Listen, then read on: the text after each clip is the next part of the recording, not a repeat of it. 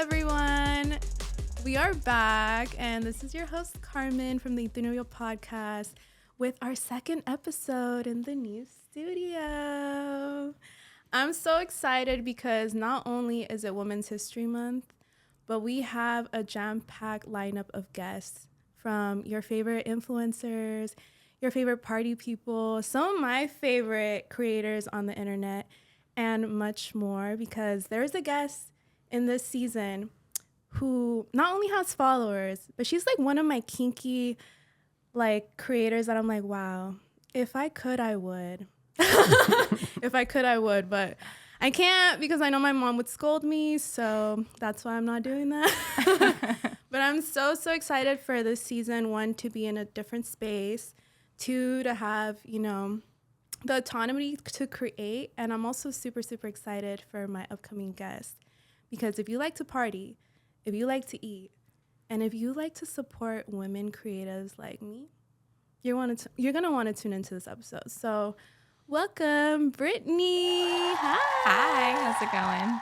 Girl, I want to ask you, okay, shout out to you as a multi-hyphenate baddie, because today's episode is an ode to the multi-hyphenate. Thank you. I appreciate that. Yes.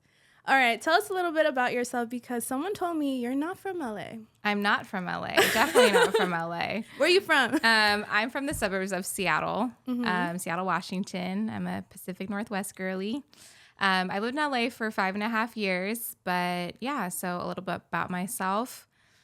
From Seattle, went to UW, go Dogs. Okay. Almost won the national championship.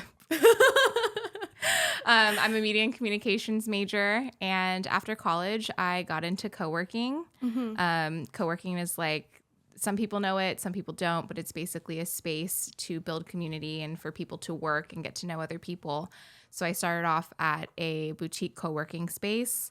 From there, moved to LA and continued co-working. And so since then, I've always been in community building. And in between those times, I started a podcast, started an event series, started a food blog, started doing pop-up dinners. So that's my version in short.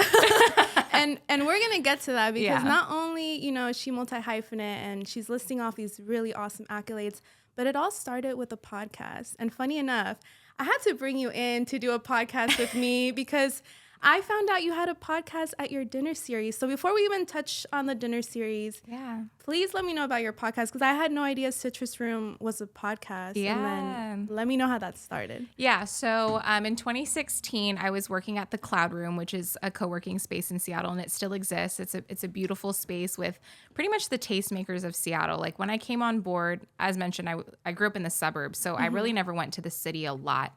And when I went there was like an astrologer, there was the cool vegan chef, the hottest architect, like just really cool people working there. Yeah. They had a podcasting studio.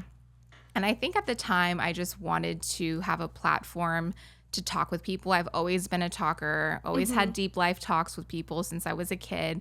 And I was like, okay, what would happen if I, went into this field? And so I started Citrus Room. And at the time was taking me forever to figure out a name for the podcast. I also was working on a food blog at the time called Plenty of Pineapples. And then I eventually worked my way to doing the podcast, and I thought of the name Citrus because there's a store called PCC in Seattle, and it's like a health food store, and there was like a bag and it said citrus season is here, and I was like, wow, I like that. So it became Citrus Room. And I interviewed people from different walks of life. So my best friend from elementary school, my friend who's a restaurant owner, local artists in Seattle. And so really it was just people coming on board. I think I did one every other week, if not so the every month. Consistency was there. It was for there sure. for a good 2 years. It was there, and it was fun. I was editing my own podcast. I had an engineer that helped me as well, and I had like my theme song. And I love that you have a theme song, because I'm trying to get a theme song this year. Yeah, and I love that. Yeah, I had a friend just like make a beat for me, and it worked. And from there, that's kind of how I went on to do the parties, because I interviewed 2 DJs, Angelo and John, and they basically were talking about how there wasn't enough places to DJ in Seattle, but they wanted to continue that career. And being like an event planner, since I've always planned events since I was a kid, I was like, okay, like let's just do like a one-off party.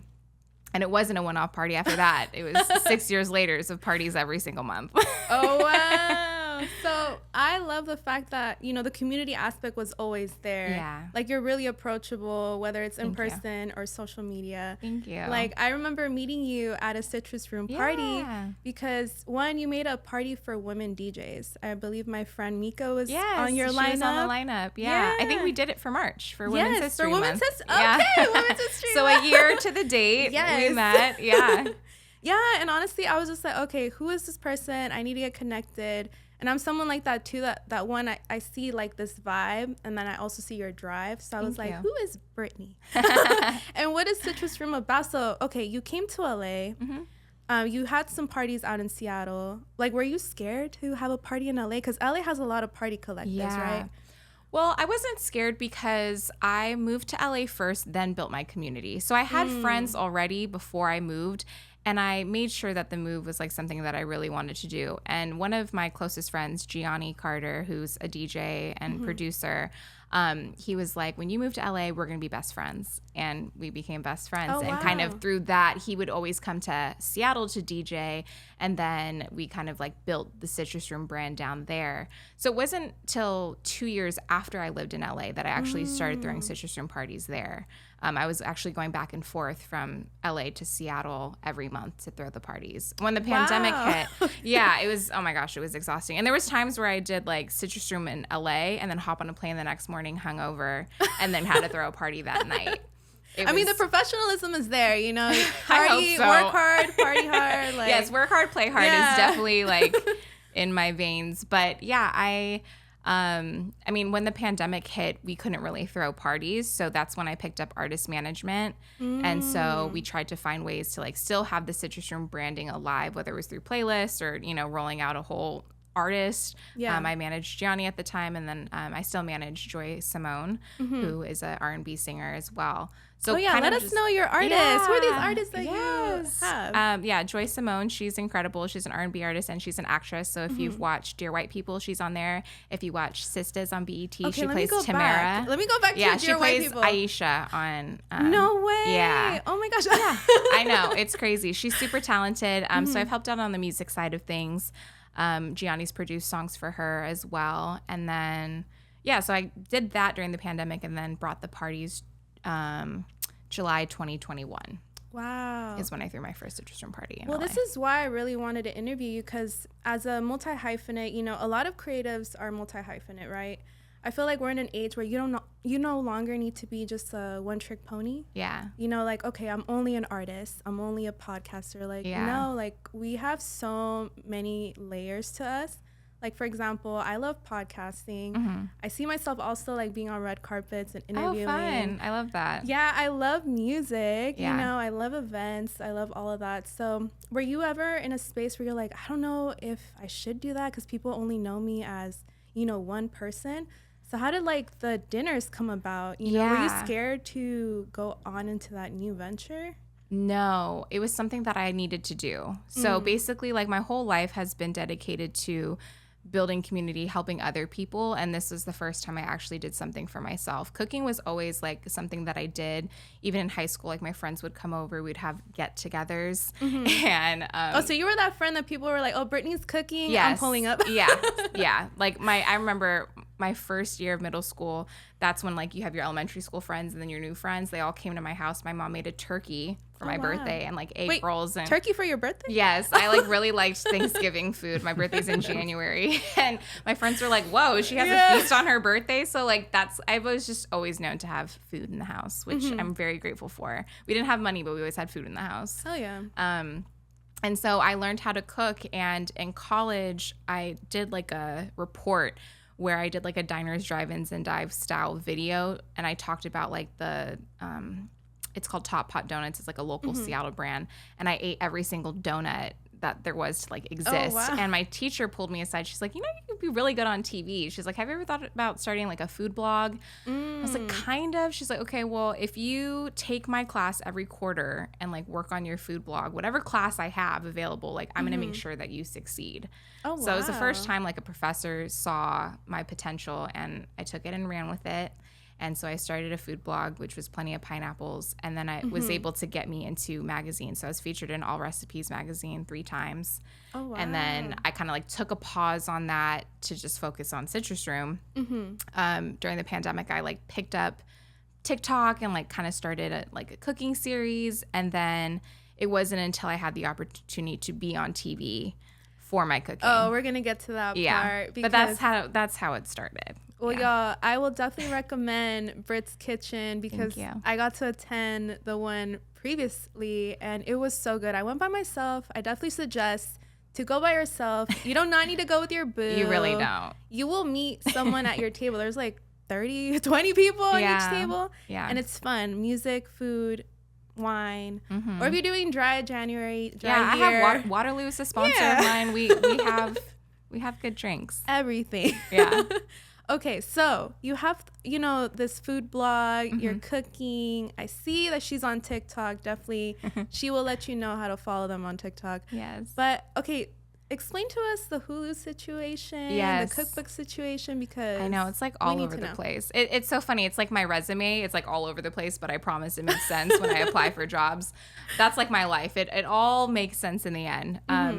So I mentioned I loved cooking, and my friend Diana sent me a flyer. It was like a very janky flyer that was like, are you interested in cooking with the top chef? Like, are you a home cook? And was this a flyer that they just saw on the street? On Instagram. Oh, okay. Yeah. It was like a casting flyer. So I was like, okay, I'll see what it is. And I applied, and it was for Tastemade. And it's funny because literally 3 months before that, I had actually gone through like 3 interviews with Tastemade to be an employee. Oh, wow. And when Full circle moment. I know. Okay. And when I didn't get the job, I was like, yeah, that's because I'm supposed to be the talent. Like, I'm supposed to be the employee. So from there, I got the audition, and it went really well. I had a second one.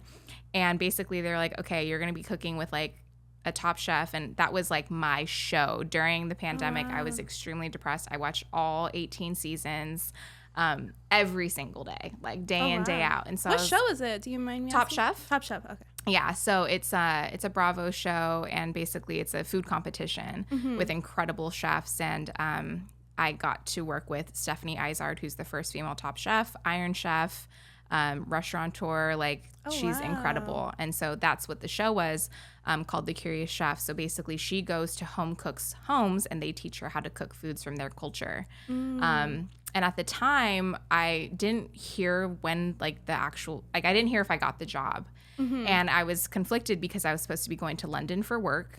And then that was during the time I was supposed to be filming if I got the job. So you were in a crossroads. Like, oh, wow. And then it all worked out. The company shut down. Not that I wanted the company to shut down. It was meant to be. Yeah, but I ended up not going to London. And they called me weeks later. Like, we're so sorry. Like, we actually were delayed in production, but we would love for you to still be on the show. Oh, wow. So 2 weeks later, we filmed. And it, like, Stephanie and I just gelled immediately. And, like, maybe because I just knew so much about her already. And she actually has a Peruvian restaurant. I'm half Peruvian. She also loves Southeast Asian food. I'm also Southeast Asian. So it just kind of, like, meshed. And I taught her, basically the show is we meet at a dessert shop, a Thai dessert shop in Thai Town. Then we go to my house. I teach her how to cook both Thai and Peruvian food. We take a couple shots of Pisco and get drunk on TV. We FaceTime I feel like my mom. cooking and alcohol, it just happens. Yeah, it goes together for sure. We FaceTime my mom and my dog. And who my dog was in Seattle at the time because I was supposed to go to London. So, and because I didn't go, he was just hanging out with my mom for the summer. And so we did that. That became on Tastemade first. So Tastemade has its own channel. So December 6th, 2020. It's like a BuzzFeed, right? Like it's social media. Yeah, it's a social media platform specifically with food. And then now they have like travel and stuff. There's really great shows on there. And then it got picked up by Hulu. So, and at the time I didn't even know. I was just on Hulu and I saw the show like 6 months later and I was like, oh my God, I see my name on Hulu. Wow. Like I'm on Hulu, and I was like freaking out. And Mama, I'm famous. Yeah, I think literally that was the first time I was like seeing my name in like the lower left third, or I was just like, I was just trying not to like, but it was the first time I actually felt like, oh shit, I can do this. I did it. And that was all the motivation I needed. And after that, I kept in touch with Stephanie. I ended up contracting and working with her. I still get to cook with her in the kitchen when she has events, and she's introduced me to a ton of different chefs. And she's like a mentor to me. So because of that, I was like, you know what? I need to finally like showcase my food to the world. Like my friends know I can cook, but I don't know if the world knows I can cook, because I don't know if I can cook. Right. You know, there's always that imposter syndrome, or just, you know. 100%. Yeah. So from there, I decided to do a pop-up, and I didn't know if I wanted to keep it under the Citrus Room umbrella, but everyone without a doubt was like, you have to keep it, because it's like you've already worked so hard to build this community. You know? Yeah. And so it's Citrus Room presents Brit's Kitchen.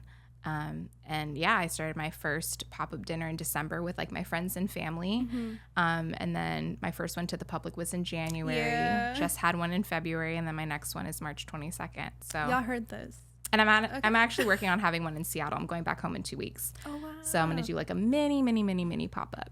Oh, I love that. You have to send me the link to the episode so I could put it in the description. Yeah, absolutely. Of this podcast. If you go on Hulu, The Curious Chef is the TV show. I'm episode 4, season 1. Hell yeah. Yeah. And I love the fact that you brought that up, that your brand, like everything makes sense because it's you. Yeah. You know what I mean? I feel like if you are just someone that you just want to showcase your creativity, it just flows like water, right? Yeah. I mean, Citrus Room was always about the people. And so that's why I named it that, because I remember when we threw our second party, someone's like, I Googled Citrus Room and it says it's closed, because Citrus Room used to be like an old club back in Seattle, like way before our time. And so I was like, oh, that's funny. Like they think it's an actual physical place when it's really just the idea of something. And then when I would go to my parties, I'd be like, oh, I'm Citrus Room. Like I run the party. They're like, what? You're Citrus Room? Yeah. So I never wanted to be like the center of attention. It was always about the DJs and the people. And so Brit's Kitchen was like the first thing that I claimed. Yeah. And it feels really good to do that now. Hell yeah. Especially just in general, like to have a light on you. There's nothing wrong with that. Yeah. You know what I mean? I feel like as women, sometimes we feel like we shouldn't, but it's like, hell no. You have a light, I have a light. You have a light, we don't have a light. Yeah, I think self-confidence is definitely something that, it's not that I'm not confident, and it's not that I have trouble talking about myself, but it's like it was never for me. And I truly believe that my purpose in life is bigger than myself, and it has to do with people. So if I'm the driving force of it to make it happen, great. But like when I cook for people, it's like, it's not about me. It's about how everyone gets to make friends and eats new food and things like that. I love that. And I do have to ask you, because, you know, community and people are like the core of a lot of things that you do. Like, how hard do you ride for your tribe? How does your tribe support you? And how important are relationships, whether they're romantic or platonic? Because I do believe my friends are also my soulmates. Yeah. And then they do hold me down a lot of, you know, life moments. So how do your tribe hold you down with all these projects that you have? Yeah, I will say, like, there's no doubt I have the best support system in the entire world. There's not a point where my friends or family or loved ones have ever doubted me. And I think I'm so grateful for that. And because of that support, I'm willing to take risks. I think if I didn't have that support, it would be much harder. Like with the parties, it was like, wait, you can't just have one party. You have to have this every single month. Or when I couldn't fly back home, the DJs were like, oh yeah, we'll hold it down for you. And I'm just at home watching like Instagram stories, making sure the party goes well. Right. Or, you know, just people making sure I had people in my corner that didn't want me to fail. Cause I feel like I hold my friends accountable, and that same accountability was reciprocated. And so I ride hard for the people that you know, if I'm in your corner, like they might not like the accountability. Right, yeah. You know, they might not like it, but I will hold them accountable. I just really believe in transparency and stuff. It is really hard in LA because sometimes relationships can feel so transactional or like opportunistic, and I really hate that. I'm pretty closed off when it comes to like my personal life. And, you know, I do share a lot. I have no problem being vulnerable, but when it comes to like the things that I'm going through, I just don't want everyone to have access to me. I've learned the hard way, you know, like sharing certain things with people that then hold that against me later on in life. I'm like, oh gosh, like we're only human at the end of the day. So I think just really being mindful of the people that you have in your corner, and like I ride hard for my people. So I have a lot of people that I ride hard for. I'm exhausted. please rest too, you know. You gotta rest. But yeah, my community means the world to me, and I would not be able to do it without them.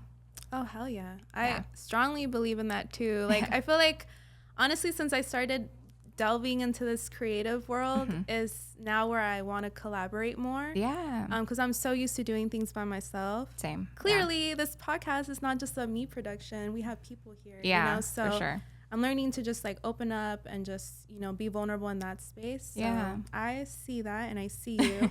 And I want to ask you, because I know there's people watching that are probably like, I have this idea.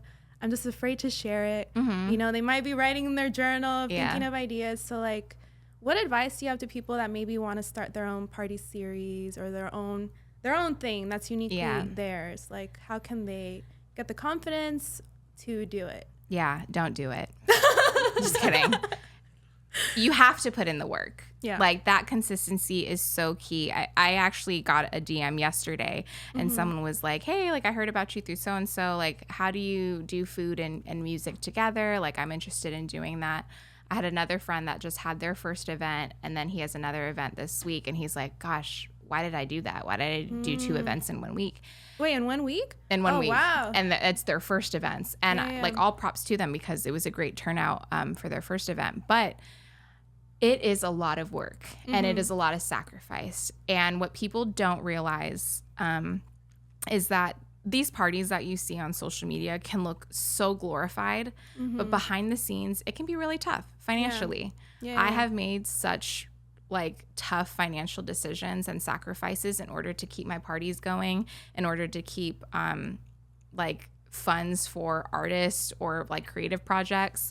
It was not easy by any means. Like, and I think too, what people don't understand is they think, oh, because there's a lot of people at the party, or because marketing is done really, really well at the party, they're making a lot of money. And I think that's just like a scam. Like, I'm super transparent, you know, I'm just like, if you really want to throw a party, be prepared to lose a lot of money, be prepared to have to give a lot of money, be prepared to have to like get no as an answer. If you really want like your dream DJ, have that budget set aside, because you know, like if you don't have that money and then you can't afford them, well, they're not gonna do it. It's great to ask people, you know, but, and the worst they could say is no, but having these high expectations is not good for something that is so up and down. You know, I've had times where I had a really great party 1 month and then the next month no one showed up.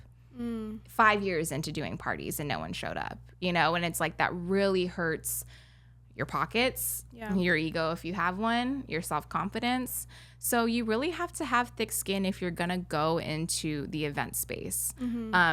The great thing about LA and events, because I'm not knocking events, but the great thing about LA is that there's so many resources.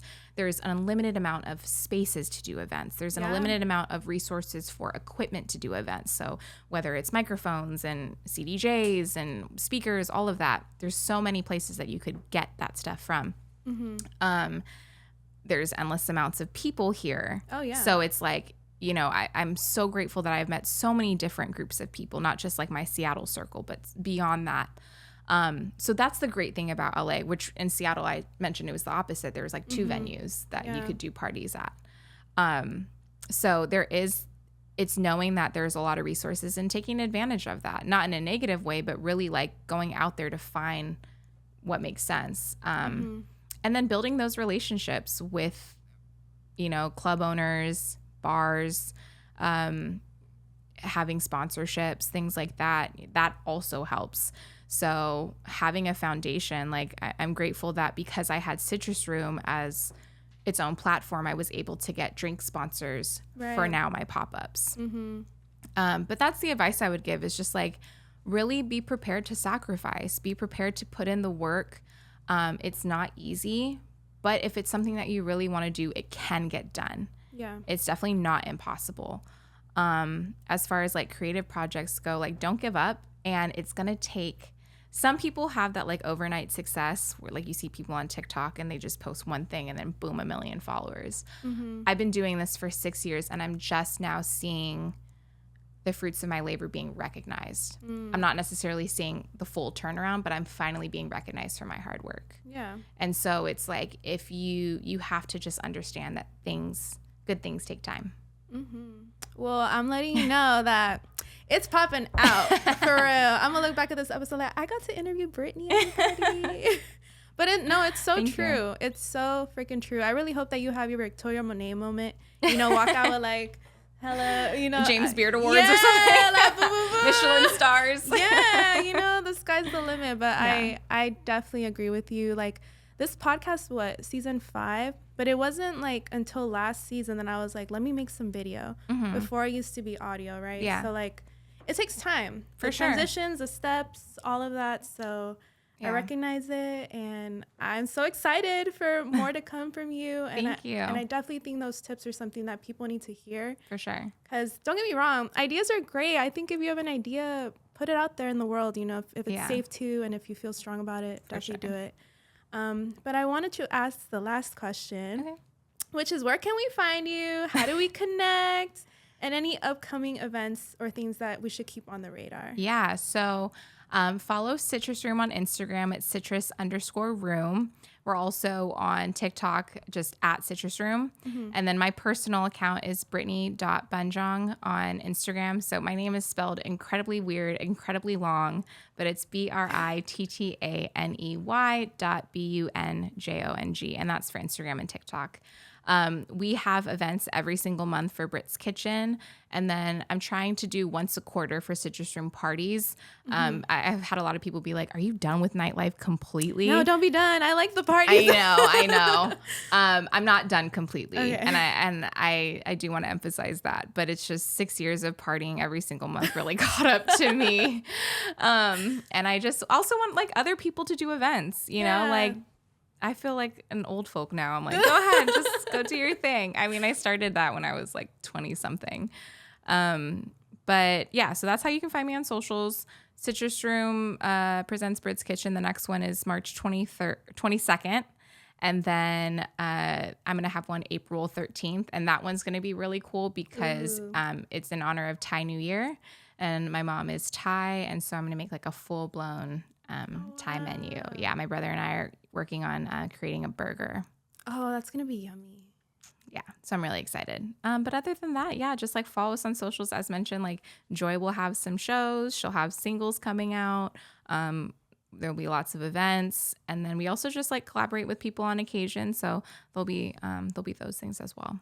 Oh, wow. Well, we have Brittaney Bunjong. Yes. I got it right, everyone. Okay. And I'm so excited that you came through to the Tu Novio show. Thank you for having me. And congratulations. I mean, as mentioned, it's Women's History Month, and all the praise to you. I did get you a gift. Oh, yeah. And it's so wrinkly. I'm sorry, but it's our Citrus Room. How are you feeling today? Oh, yeah. Tote Show bag. it to the camera. We have, are you feeling shy, happy, hungry, fly, flirty, zesty, clumsy, bossy, groovy, all the things. I think I'm feeling zesty today. I was about to say that too. But yeah, there's that and like a little champagne in there for you. But yeah, congratulations. You. I think it's, you're out here being super vulnerable, and I do admire the work that you put out, and it's only gonna come back to you tenfold. So just keep working at it. Thank you. Yeah, of course. And y'all, we have a special guest, my girl Ziggy. But definitely tune in for more episodes of the Tu Novio podcast. We're live on YouTube, Spotify, and Apple. And you can find me, Carmen, on Instagram, Carmen with the TV. Bye.